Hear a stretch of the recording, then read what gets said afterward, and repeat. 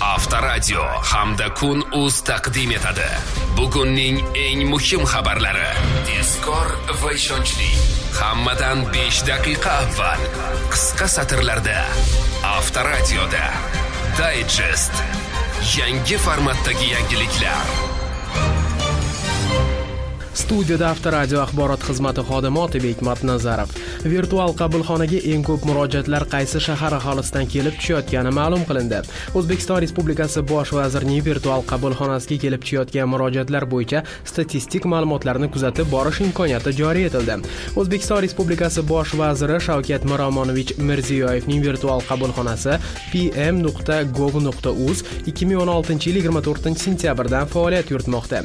O'tgan 2 oy mobaynida virtual qabulxonaga 217 mingga yaqin murojaatlar kelib tushdi va ularning 135 mingdan ziyodi ko'rib chiqildi.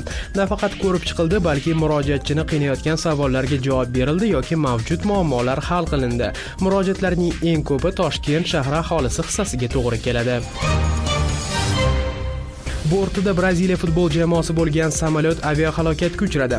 Kolumbiyada 72 nafar yo'lovchini olib ketayotgan samolyot aviahalokatga uchradi.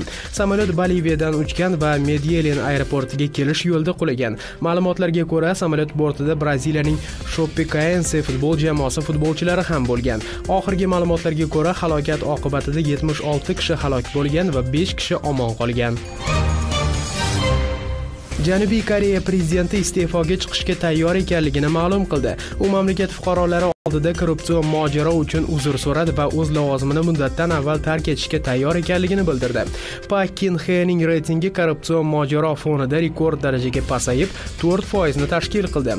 Oktyabr oyida Janubiy Koreya prokuraturasi mamlakat prezidentining dugonasi Choi Sun-silga nisbatan rasmiy ayblov e'lon qilgandi. U korrupsion mojarolarda ayblanmoqda va davlat ishlariga aralashganlikda gumon qilinmoqda. Fidel Castro bilan vidolashuv marosimida dunyoning 25 davlati rahbarlari ishtirok etdi. Qayd etilishicha, ular orasida Lotin Amerikasi va Afrikadan 15 prezident bor.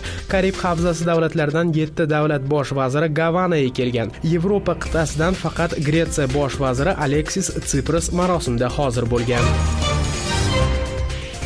Nursulton Nazarboyev Qozog'istonning mustaqillik yillaridagi 3 ta asosiy yutug'ini sanab o'tdi.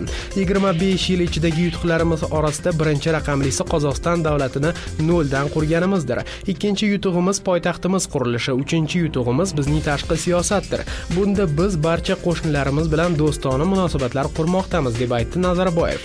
Nazarboyev mamlakat poytaxti Astonani brend deb hisoblashini aytdi. Bu yerda barcha muhim voqealar o'tadi. Har gal kelganingizda bu yerda nimadir o'zgarganini ko'rasiz. Albatta bu amalga oshirilgan orzudir, deb ta'kidlab o'tgan Nursulton Nazarboyev. O'zbekistonda ishlagan xorijlik mutaxassis Toshkentdagi stadionlar doimo liq to'lishini aytdi.